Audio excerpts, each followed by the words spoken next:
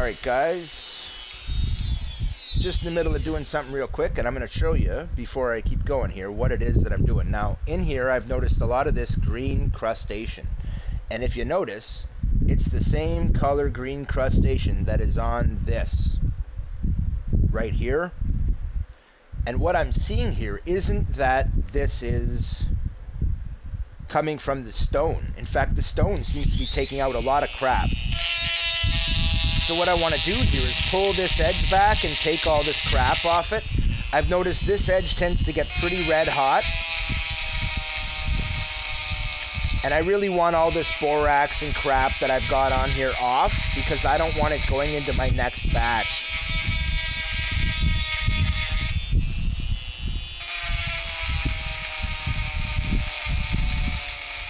And I'm actually going to lean out this top edge a little bit. And this lets you see the actual color of the stone.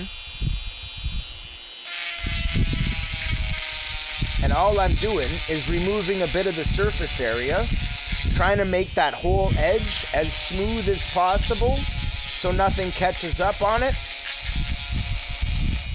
And also thinning it out just a little and taking all this crud off so I can get back down to the bare stone. Now your impurities in this will always rise to the top, which is why in the bottom you don't see any of this crustation or crap. And it's also why I want to thin out this upper edge a little bit. And on this thicker side, I'm going to do it a fair bit. And the reason is, I've noticed when you get the top of it red hot, which it will get, the crucible will actually get red hot on top.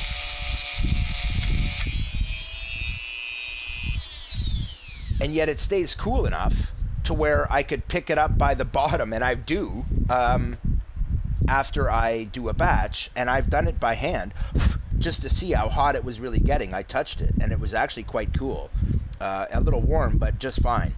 So what I will say to you is that you want this was a straight up and down edge, and now it's a beveled edge, and that's what I want to see. So it widens out from the base, and the goal is for me to fill the base and make that a little gold plate, or a plate bar. Now, it has absorbed a lot of crap here, and exposing fresh stone here will allow it to continue that process.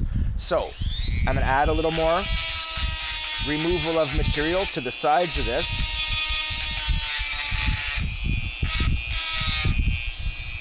Just so I can remove as much crap from it as possible and make it smooth.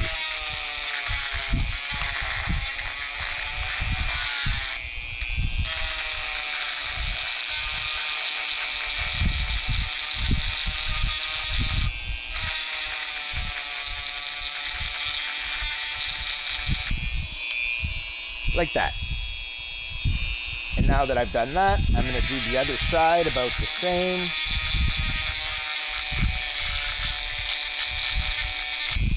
Like that. And I've already done this side. I'm just going to hit it a little bit more, make sure I get a pretty good job here.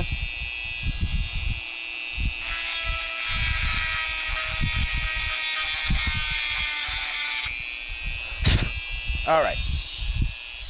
The reason I've done that is partly because I wanted to remove some of this lip so that it sits in the middle and doesn't actually make direct contact with the sides.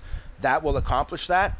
It's also exposing more fresh rock, which will help draw off more of the crap.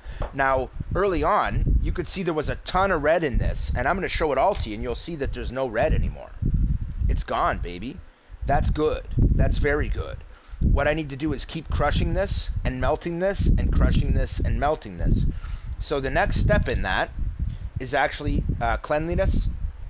I'm going to take one of these guys here. Okay, one of my sorting pans. And I'm just going to rinse out my rock thoroughly and make sure that I don't have any more junk in there, stone dust, whatever. Then I'm going to dry it off. And you can use just about anything for that, as I will now demonstrate with my shorts. I'm just kidding. They're not shorts. But I'm still cleaning it with it. Okay, so there we go. We've got most of the crap out of it. Now I'll let it dry, and I will give it another burn, and I will show you guys what happens in the burn. In fact, I'm going to record this burn and show you guys the process and how I do it, and we'll go from there. Keith out. Oh, before I cut out, I will point out a couple of things. One, these ridges have done really, really well in providing heat insulation, so much that even when this is red hot, I can pick this up by here with bare hands and not burn myself. So that's really good. The other part of that is I could make this a little deeper, but because I'm doing small batches, I don't have to right now. It's fine. But you don't want to do more than a couple grams of powder at a time. I did 4, and I really probably should have done 3, but you live and learn. That being said, this is actually working really well. This has been proved to be better than I thought. And when I look at the color of the raw stone, it's not the green. That's just the oxide on the outside. Once you get rid of that, which I did when I beveled it all out, but there was still some of that green in it. And that's gone now. And it's like the green is gone. Where did it go?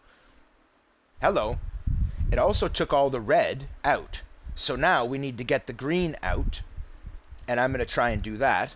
But I was basically told if I keep melting this down and flipping it and melting it down and flipping it and boraxing it and flipping it, it should come out clean. And eventually I will get all the crap out of the stone. Well, this is proving that. Because after being red hot several times and cleaning, it now has a totally different color than it did before. There was that green glassy color to it. It's gone now. There is no more green glassiness to this stone. It's more like gray fire brick, which is perfect. And I was told that this would work. In fact, I do have the right stone. So, I now need to get rid of this. Now, when I looked at the crustation that I just was getting rid of, I noticed, like I said, that this doesn't seem to be the stone itself as much as it is a combination of the crap and some of the green color out of the stone. Means that I did get some oxides out, but not a lot. And that is now pretty much gone, which means as I continue this process, that green should go away. I was told when you do it with stone, you got to treat the stone for a long time to get rid of all the crap that's in it and burn it all off. Well, I didn't do that. So this is kind of like a waste batch that'll pull all that crap out.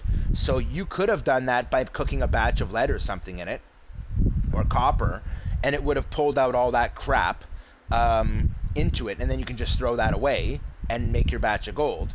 Or you could just burn it for a long time. Now, I didn't have the gas to do that early on, so I didn't. And I just heated it up, boraxed it, and went from there.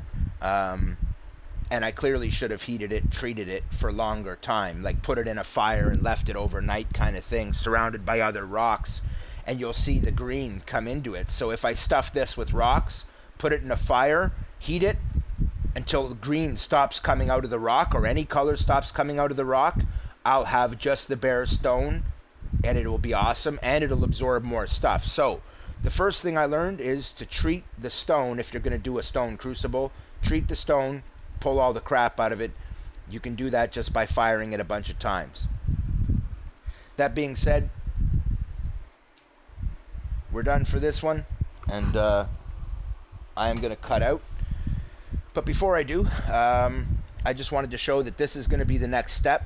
And you can even see the similarity in colors. But you don't see any of this color in it. You just don't. And that's a good thing. But I did see, the last time it got stuck to the side, a little bit of this color showing through. And I thought it was gold for a second. And when I looked at it, I realized it was a piece of the stone. Which means when all the minerals are removed from this, the oxides that I can get out, it'll actually be more of this color. Which is good to know. And I'm not trying to pull any more out of the bottom. I want to keep it like that so it continues to absorb stuff, which isn't a bad thing. But right now, I think I have most of the green out of it, which means when I continue this process, this should eventually lose its green. Some of it may go back into the rock, but most of it won't. And then we'll go from there. I wish I could go into more detail and predict exactly what's going to happen, but really, it's been according to the book so far, pretty much. Everything that the professionals are saying will happen has happened. I can verify everything that they're going to tell you. And if they're correct, then this process should work eventually. And it's just a matter of time. Now that I have a full tank of gas again, I will go another burn. But before I did that, I wanted to prepare the crucible. And it brought up a whole bunch of little points I thought I'd cover. Now that that's done, Keith out.